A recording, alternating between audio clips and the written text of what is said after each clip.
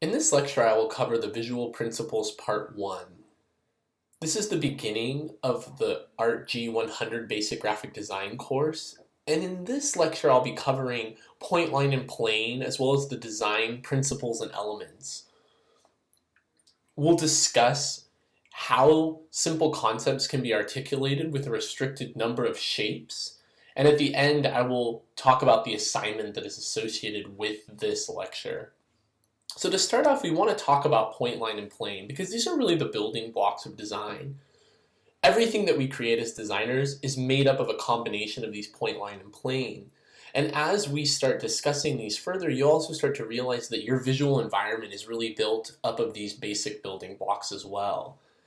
Everything we see is really some combination of these elements if we break them down into their simplest form. A point marks a position in space. It takes the form of a dot. And through its scale and position, it can really take on a lot of different identities. If it's really large, it can become a focal point and something that's prominent. It can have typography placed inside of it to make it pop. It can be small and fade away, or it can become part of a pattern that disappears. A series of points forms a line, and a mass of points forms a texture, shape, or plane. Tiny points of varying size create shades of gray. Through the density of those forms, it actually will create a sense of color. This is actually the concept of modern day printing. As we lay these dots next to each other, they start to make different colors. In typography, the point is a period, which is the definitive end of any line of text. This is an example of points, series and series of points that actually are making up the word hope. So you can see here through these points how they create density, a sense of gray or color. If you squint and look at this, the points actually kind of combine together and create this plane or this space that's very organic. It's also interesting how in the negative space we're seeing the words hope, that those letter forms are articulated well enough in their shape and form that we're able to read them. Here's some points that we would see in our everyday environment. This is an assignment we do in the in-class version of this course, and I task students to go into their environment and find examples of point, line, and plane. And you'll see here that there's many examples of point, from one of these locks to a light fixture, a bicycle tire. So these things again appear in our environment very frequently, and they are this fundamental building block that everything else is made from. Here's more points in our environment, things from sprinkler heads to fire detectors. A line is an infinite series of points. A line has length. A line can also connect two points. And then a line also appears at the edges of objects. So planes are really defined by these lines that determine their boundary. Lines can also be negative space, like in this example on the far right, where there's actually a white line being created in the negative space between these two shapes.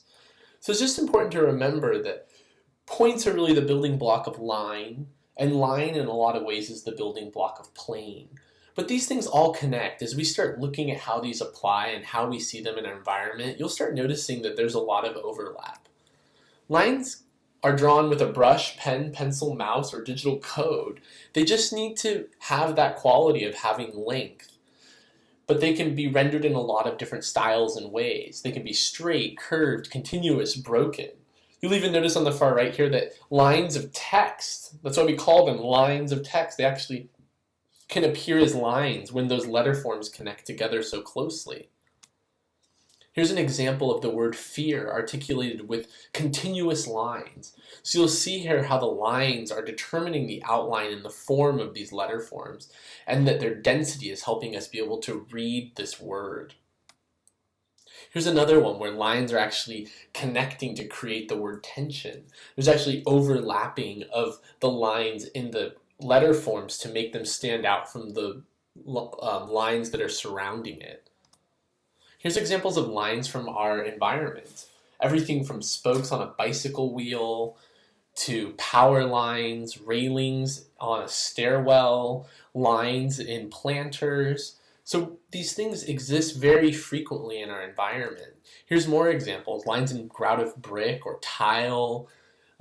Here's some strings on a guitar that are a great example of line. So you'll notice that this appears very, very frequently, just like point in our environment. A plane is a flat surface extending in height and width. It can be parallel to the picture surface, like the example on the far left, or it can skew and recede into space. So we can play with this illusion of depth, like in the second example from the left, where that square feels like it's actually receding into space, like it has some kind of perspective. It's also important to remember that planes are really all kinds of shapes. Things like triangles and circles also are examples of planes, and they'll be shapes that you will use very frequently in this assignment. A plane can be solid, perforated, opaque, can be transparent, textured, or smooth. Again, a field of text, just like I talked about that it can be a line, here this entire paragraph or this setting of text is becoming an actual plane. You can see that rectangular form in the way that it's set.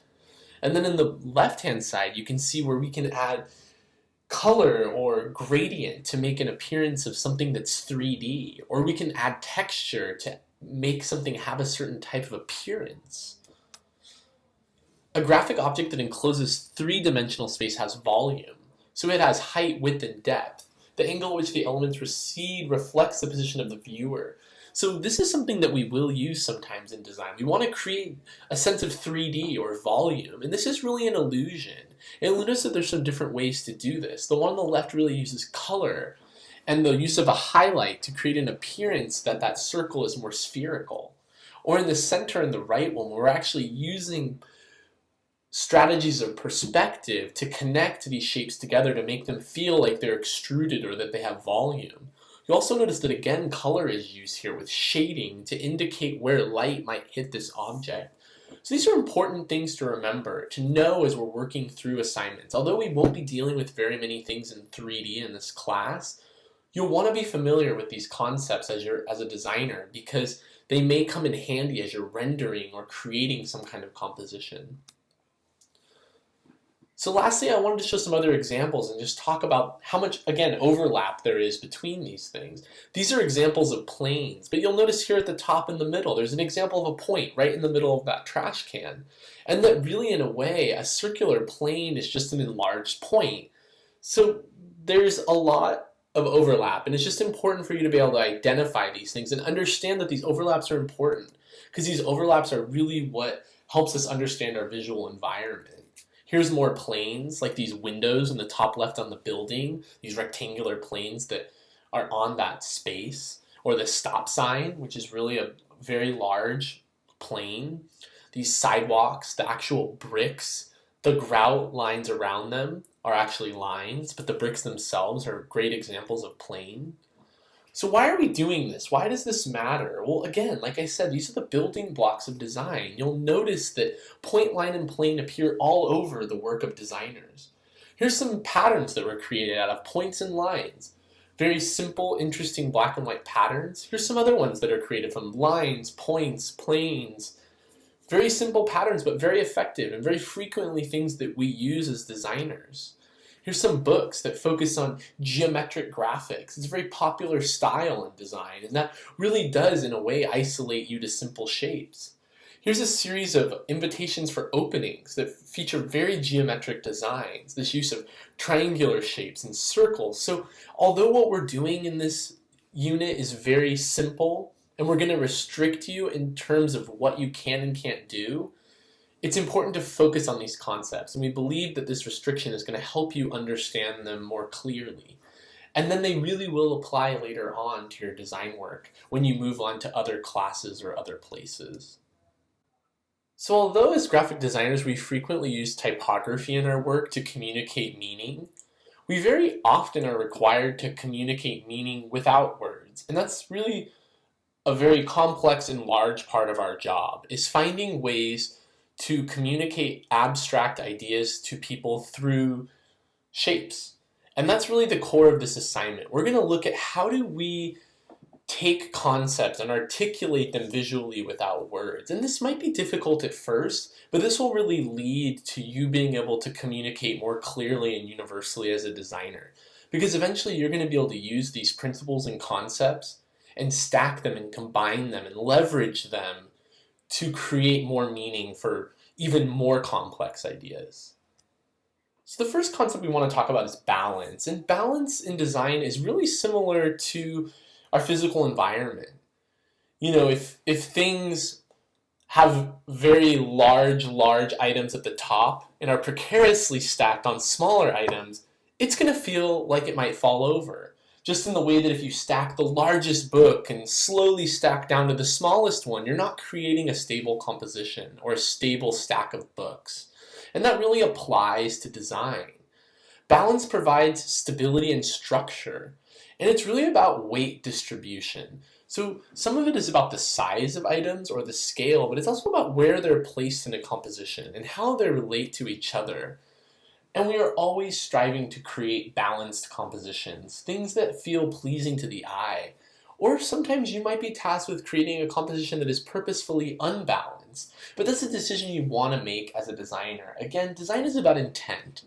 And if your intention is to create something that is unbalanced, then that's fine, but you want to understand these concepts and how they operate and how people recognize them. So symmetry is when elements mirror from side to side along some kind of common axis. It can be diagonal or left to right or top to bottom, but there needs to be some kind of reflection of one side to the other. And symmetry is one kind of balance. It's symmetrical balance. So as we start thinking about balance, this is one kind of balance that you can create. Symmetry is going to give a feeling of organization. It has a sense of order. It's more of a formal space. It's more of a passive style of composition. So this is going to be important to think about as you are leveraging and combining these concepts together to create meaning. Because symmetry is really going to be more useful when you want to convey some sense of order, some sense of organization, some sense of formalness. So again, as we think about that, remember that that is the power of symmetry. And these are some examples. This one on the left, this black and white line work poster, is symmetrical. But it's also very dynamic and interesting. This use of this vibrating color palette, high contrast, black and white with yellow, the line work that's concentric and mimics each other is very powerful, very engaging. Or on the right, is an architecture example. This is the Taj Mahal. It's a perfectly symmetrical building, and it's a completely formal space, and it makes sense that it would utilize this symmetrical kind of balance. Here's some other ones. This piece of artwork or poster work by Shepard Fairey on the left. It's a symmetrical composition, although it's more masculine, it's maybe more interesting. It moves away from being formal. It's very much symmetrical. So sometimes you'll notice that we use symmetry as a trick as well in design to save us time. If we create one half of the composition, we can reflect and recreate it on the other side. So sometimes symmetry is chosen as an advantage in terms of time or production as well. This one on the right as well is another poster by Jason Munn with this cityscape inside of this butterfly. And butterflies are great examples of symmetrical objects because their wings are complete mirrors of each other, and he's utilized that here and shown a great use of symmetry in his imagery. So the opposite end of the spectrum is asymmetry, and that's where elements are placed more organically. It's pretty much anything that is not symmetrical is asymmetrical. So there's no reflection, there's no indication of something repeating from one side to the other. And they will yield, most of the time, a slightly more chaotic layout, but it also can be something that's more organic. Something that is asymmetrical can still be balanced, but again, it's about this distribution of weight on the composition, and that's what's really going to be important. Asymmetrical balance is going to create more of an active, dynamic space. It's going to make more visual interest. I would say probably 70 to 80% of the time you're going to want to try to work with asymmetry. It's going to create stronger work for the most part in your projects. But there may be times, again, where you want to leverage symmetry because of its meaning and because of its power. So these are good decisions to make, whether or not you want to work with asymmetry or symmetry, and really what those mean and how they apply. So here's some examples of asymmetrical balance. This example on the left, with all of this scattered typography, different scales, it's not a symmetrical composition, but there is a nice sense of balance between the upper left-hand corner and the lower right-hand corner of this composition. There's a nice balance of color as well. But again, very asymmetrical, very active. Or this building on the right. In contrast to the Taj Mahal, this is actually a concert hall in the Canary Islands designed by Santiago Calatrava. And this cantilevered arc over the building is so asymmetrical. Its weight is mostly fixated on the right-hand side, and it just has this lightness as it tapers onto the left-hand side. It's a very powerful building that utilizes this asymmetrical composition. And again, it has this activeness that's really important to asymmetry. Here's some other examples. On the left, a classic example, Armin Hoffman's Giselle poster. You'll see this decision to put the typography asymmetrically on the left-hand side really activates and makes this composition more interesting. If there was also type on the right, or if that type was centered, it would not be as interesting of a composition. Or on the right, this Rilo Kiley poster by Jason Munn, where his decision to have this artwork be in this minimal space, but having it asymmetrically on the right-hand sides created a composition that is really a lot more interesting to the viewer. So next concept is rhythm, and rhythm is a repetition or an alternation of elements. It's good to think about music or speech. There's rhythm to these sounds, right? If you think about music, there's a pattern to it, right? There's a repetition of certain things, but there's also an alternation. And rhythm applies to design too, because it really can create a sense of movement. It can also create pattern and texture. There's a lot of different kinds of rhythm as well. And they're going to reflect different kinds of feelings. So it's important to remember these different kinds of rhythm and how you might leverage them in your design work. So first there's regular rhythm, which is really most of the time some kind of repetition. There's a regular interval between the elements. Often the elements themselves are repeated. They're pretty much in similar size or length. So we have this square that is repeated in a very regular rhythm. It's very easy to see what the rhythm is. If you had to create another 20 squares, you would know exactly where to place them. So here's an example of a regular rhythm. Vitamin water. Their packaging uses a rhythmic structure in terms of its alternation of color, but it's keeping this regular rhythm in terms of this band being divided between white and color in the exact same place. All of the packaging looks, for the most part, the same, but they're using the color to create that rhythm. So this is a great example of a regular rhythm. That's really in opposed to a flowing rhythm. That's something that has more of an organic feeling. Think maybe more like asymmetry versus symmetry. Regular rhythm is going to apply a little bit more to symmetry, where flowing rhythm is a little bit more like asymmetry. There's not as much reasoning or rationale for the placement, but it creates this sense of movement. It has this organic nature to it. So this is a great example, this Beethoven poster, which you can see this kind of organic flowing rhythm with these concentric circular shapes that interlock and create this very interesting composition. So there's not a lot of order or meaning to the placement of these things, but it creates this organic sense of movement in the structure. Then we have progressive rhythm. And progressive rhythms really show a sequence of form. It's through a progression of steps. So you might think a little bit about video or animation, where you really want to show all of the movements that indicate a start and a stop or some kind of overarching movement. So here you'll notice that the squares are doing a progression. They're slightly moving and rotating. And all of the steps between the first on the left and the last on the right are showing that progression. They're slowly, incrementally moving to indicate this kind of movement.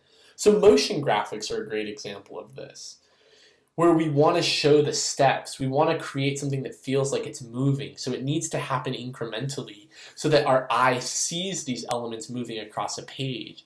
Oftentimes progressive rhythms are going to involve time. It's going to be something that happens over the course of a period of time, but that is not always true. Repetition is reusing an element or a process to create a relationship. This can really help strengthen the unity, the order, or the balance of a piece. So here I'm bringing back the vitamin water example again, because it's a great example of repetition. They're repeating the same kind of label, the same structure, the same typography. All they're adjusting is the color to match the color of the beverage. And that's really a great system that helps the consumer identify this product. It helps us group these things together and understand that all of these are the same brand, the same product, but there's some kind of difference between these colors. So again, repetition is a great thing when you're trying to create some kind of relationship or unity in a piece. Here's another example of a brand Mohawk. It's a paper company, and the branding was done by Michael Beirut, a partner at Pentagram. And you'll see here that this logo, which you can't really see the entire thing, is this M, and it's made up of these lines and points. But these lines and points can interlock in all of these different ways, and they're repeated to create these very interesting patterns. And very frequently, you'll see that repetition is used to create patterns. Like on the right, with these different lines and triangular shapes that are repeated and interlocked to create this overarching texture that we consume as one item. So we talked about unity and how repetition can help create unity, but unity is really this feeling of wholeness.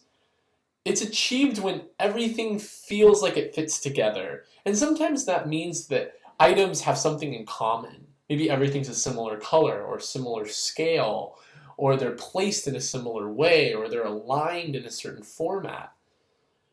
But that's really the power of unity, and it's something that you'll see a lot in design as we work to create systems thinking, which is really creating these systems that we can see visually. Publications are a great example of this, like the one on the top.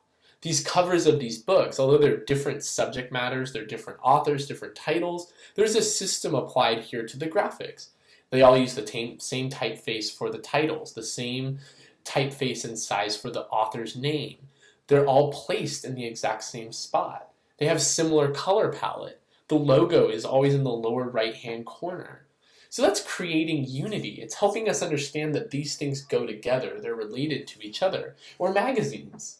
They use unity as a tool to help us identify them. When we go to a news rack or a bookstore and we want to find a magazine, they need to adhere to a specific structure and style that's going to help us find that magazine on the shelf. We can also use unity in branding. Oftentimes when we make logos and apply logos to brands, we want to create a consistent system. And that's really through unity. We want to apply things in the same way over and over. And the way that the stationery system is really repeating the logo, but then even the typographic system from the business card to the top of the letterhead is very similar. It's just rearranged. But again, that's creating unity. It's connecting visually these items together to help us understand that they're related. It can also happen through shape and photography. This on the right is an example of knolling, which is the process of aligning things in a photograph to create some sort of a grid or a gridded look or an overarching shape. In the way that all of these items are laid out to create this kind of rectangular form. So unity is really being created through the way that these items are placed together and to an extent their color palette. Order is a system or arrangement that's been directed. It's really some kind of a structure or rationale for decisions. I'm bringing the vitamin water back again because it's a great example of order. It's a system. There's an organizational structure here that is driving the packaging, that is really helping us see that these things are related.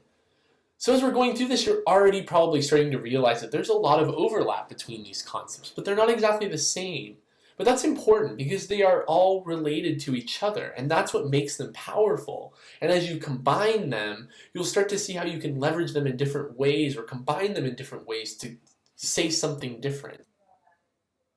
Here are more examples of order. These book covers on the left, done by Peter Saville, they're all Kafka novels. And they all have a sense of order into how they're applied.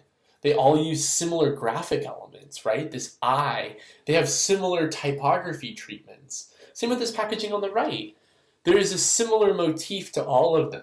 Although maybe this packaging is a little more deconstructed, a little less orderly than these book covers, there still is a system that's being applied here that is creating that order. There's an organizational structure about the way that the AM and the CD and the CS always appear in the lower right-hand corner, the way there's this black line work illustration in the upper left, the way that they overlay these transparent shapes on top of the line drawing.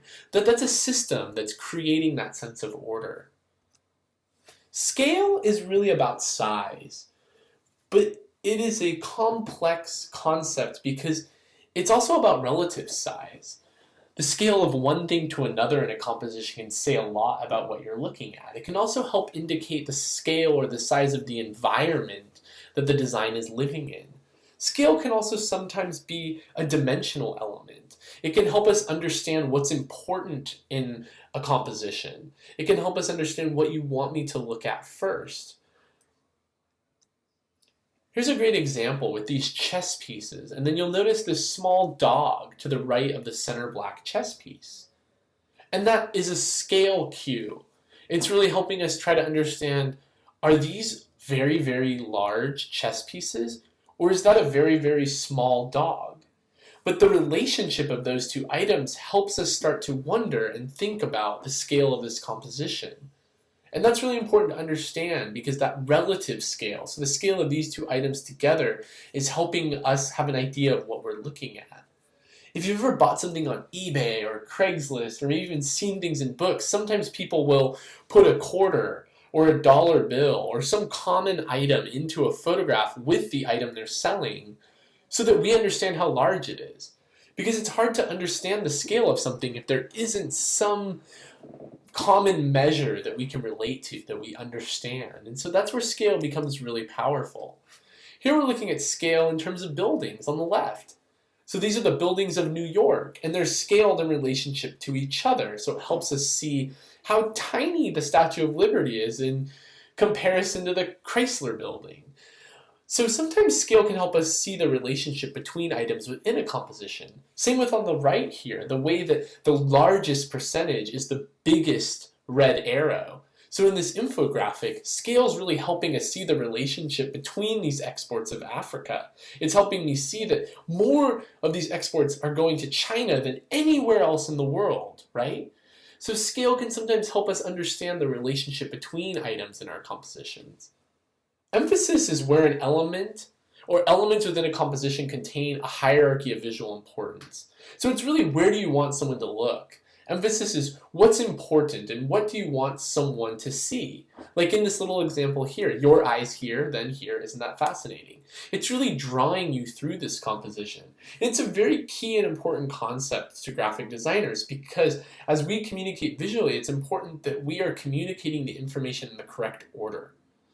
And that's where hierarchy comes in. And emphasis is an element of hierarchy because it helps us emphasize items that we want to make sure are seen. So that sometimes is done through scale, like in this example, but it doesn't always have to be through scale. Sometimes it can be through color, like in this example. The darkest dot on the lower left is creating a focal point. It's the emphasized element because it is darker than anything else on the page, and also because it's different than everything else. Something else to remember is that sometimes if something is different than the system that's set up, it's going to create more of an emphasis on that particular item. Emphasis is also being used in these posters, specifically through scale here again. This 62 to 72 is really drawing you in, hopefully attracting you to this poster to make you want to read the smaller text. As opposed to on the right, this large white X becomes this massive focal point that's emphasized. And then our eye goes to the Zap Dingbats, which is the title of this poster. So this series of emphasized elements helps control what we see and in what order. Positive-negative space is one of the most important concepts in graphic design, and it's one that we leverage very frequently to create meaning. So positive space is the shapes of the objects, such as the text and graphics. Here, the FedEx, the orange and purple type, is the positive space. The negative space is the space around it, including that hidden white arrow between the E and X. So this relationship of positive-negative is something that we play with frequently as designers because it's this amazing relationship that we have control over in our compositions. Here's some examples. On the left, where the scale of these trees and the way they relate in color to the background. So the charcoal trees on the charcoal background, and then this silhouette of this hot air balloon creates this interesting effect. There's actually a lot of illusion going on here. And that at first it looks like a hot air balloon, but then you realize it's almost this small scene that we're seeing of this forest and these birds that are escaping and flying outside of the composition. Or in the right, this one's an interesting one where the wine pours out and we can see that through the bottle, but then the use of depth actually creates an illusion here that maybe there's depth in the wine. The guy on the right is standing on a cliff overlooking almost this wine canyon, where then this guy on the left is actually lifting the wine up almost like a carpet, like it has no depth at all. So this is important to understand because these illusions are really created through positive-negative space. It's also a powerful tool we use a lot in logos. On the left here is a logo by Duffy and Partners. It's Tall Tales, which is a restaurant. And it features this stag as its logo, and it has this enormous set of horns. But if you notice, hidden inside the horns are a fish and a bird. And that really references this hunting outdoor vibe that this restaurant really is all about. Or on the right, this M that has hidden inside of it a whale's tail, and then above it the tip of a spear. So that's going to give us more meaning as to what this logo is all about. It's actually an M for Moby Dick. And so sometimes we use positive-negative space to create some sort of illusion or to create some sort of enhanced or increased meaning into the work that we do. Illusion is something we just talked about, but that's really assimilating or inventing using graphic design to create something that's not there. Like that poster we looked at of the wine, where it's a canyon on one side, but then almost a carpet on the other. That's an illusion. That's something that could never really exist in real life. Or this typeface on the left. If you really look at the line work and how it connects, this is a typeface that could never physically exist. It is really playing with reality. And so it's interesting, and this is a tool that we sometimes use as designers. We sometimes create a sense of illusion, and it can create a sense of mystery in our work. These are two more interesting examples. On the left, the way these lines move and change to make the appearance of a skull out of this line work.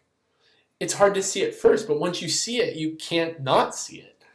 And it's a very simple trick. By just moving the way the lines are oriented, we can create this image. Or on the right, the way that these lines get closer together in certain portions of the composition to create this illusion that this is actually some sort of a piece of fabric that's almost waving in the wind. That's not really happening here, but we've used the line work and the proximity of these lines in certain portions of the composition to create a sense of depth.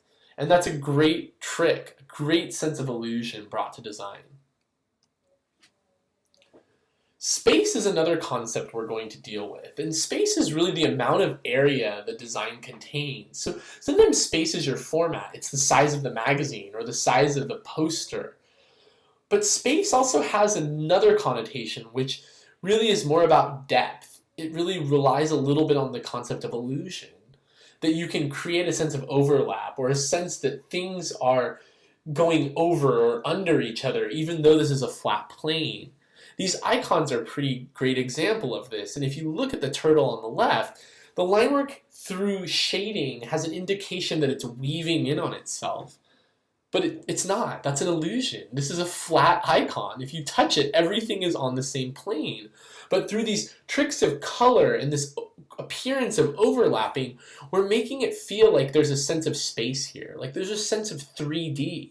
And it's a trick we use very, very often to portray depth in design. Here's some more examples. This one on the left, where it feels like these concentric lines are moving and turning in a 3D space, even though it's a flat poster. Or on the right, the way that the shading makes this form almost feel like it has volume. Again, another illusion, but it's also a great technique of how to show space. Tension is created through a lack of harmony and balance. And it really usually involves some kind of trapped space or some kind of small mistake or some kind of small offset. Honestly, it's kind of like the mosquito in your ear. It's not completely off, but it's just slightly annoying. And this is a technique that sometimes you want to create intentionally. You may create a design that you want to have the viewer feel a sense of uneasiness from. So it might be something you want to leverage, but most often it's something we want to avoid in our work. So here I'm showing some misprinting. So you'll notice in this example, there's these 6 squares, and in all of them, nothing's really lining up, right? In the upper left, the green square that is creating from the overlap of the yellow and the blue, it's not lining up, and there's kind of a weird space around that black line work of white at the bottom, and then it pops out at the top, and then the one on the right, which is the magenta, it doesn't even line up with any of those boxes. So there's a lot of tension in this piece, and it's being created by this misalignment or these trapped white spaces. Here's two examples that are less of a mistake and more of an intentional use of tension. On the left, we have this poster for Leica. And this choice to have the type run right up to that left-hand edge is actually creating a lot of tension in the piece. It's what's giving it part of its mood and style. So this was, again, an intentional thing the designer did. But that typography setting, the way it's spaced and the way it breaks from mono to crow and then M, it's creating tension, it's creating an uneasiness. It's not making this a very simple thing for the viewer to read. This on the right has an extreme amount of tension as well. The way that this red shape is trapped between these two blue planes and that are then further bookmarked by these black planes. There's just a lot of awkwardness and tension being created by that red shape being inside of there. So again, a lot of times this is something we want to avoid. But there potentially could be times you want to intentionally put tension in your project. So tension one step further is really chaos. And it's through a complete lack of harmony and balance. It's a complete disregard at times for common design conventions. And again, this may be something that you intentionally want to do, but I sure do hope that you don't use chaos unintentionally, because it can cause a lot of issues. But at times it can be a really powerful tool in design. But it usually frequently relies around making the composition difficult for the viewer to look at or understand. Here's some examples. This one on the left. It's a poster for a concert. And it uses this overlapping of buildings in different colors to create this sense of chaos. Hopefully this is a very iconic and identifiable building and people have seen it a million times, so they're creating a sense of chaos with how they're laying out the building because people don't need to identify it anyways. But if not, it might be challenging to find where this conference is or this concert is. The right is the work of David Carson. This is Ray Gun Magazine, a very famous example of deconstructed design, and you'll see immediately this sense of chaos. It's very hard to read this text. The message is obscured. You can read Alice in Chains, Nick Cave, Primal Scream, but they're definitely not making it easy for you. And that is where chaos comes into play. So these are two examples of intentional chaos, but it's important to understand that these were done on purpose to reflect a certain mood or a certain style to the viewer. So in this first assignment, you're going to work on a series of exercises using Adobe Illustrator. And you're going to work with point, line, and plane. You're always going to be restricted to square compositions. And in each one, you're going to only be able to use 7 or less shapes. There's a complete video that goes over this assignment, as well as an assignment sheet that will explain it in greater detail. So I highly recommend that you look at those, you familiarize yourself with them, because it will really help with this assignment. There are a lot of rules to this assignment. It's important that you follow them. So I would be sure to reference that as you're working on it. We are going to work to articulate a lot of the concepts that I've discussed in this lecture. And I'm going to show an example of each one, just as a starting point. So when you begin working on this, you are going to do some sketching. It's important that the sketching is systematic and easy to understand, because we're going to be looking at it on the discussion board in Blackboard. And if we cannot necessarily understand what sketches go with what, which ones are tension, which ones are order, it's going to be challenging for us to give you feedback on which ones are the best. Because you're going to start by sketching each of these words. And for each word, you are going to work on plane, point, and line. That means you're isolating yourself to each of these shapes. So if you're working with tension, you will create compositions of tension only using point. You will create compositions of tension only using line. And you will create compositions of tension only using plane. You cannot mix these elements together. So again, it's important that I can see which ones are the point tension compositions and which ones are the plane tension compositions. So here's an example of symmetry. They both use planes. Here's an example of asymmetry using points on the left and lines on the right. Rhythm, both with lines. Repetition using lines and planes. Unity, both using planes. Here's order using lines on the left and planes on the right. Scale, both using points. This is emphasis using points on the left and lines on the right. Here's positive negative space using points and planes. Here's space using lines and planes. Here's tension created with points on the left and planes on the right. And lastly, chaos with planes in both compositions. So one thing to remember about this assignment is it is slightly subjective, but I want you to have a concept, an idea of why you are doing what you are doing. Work to purposefully explain these words through the shapes and the restrictions that we've created. But a lot of these have overlaps. This one for repetition easily could be rhythm on the right.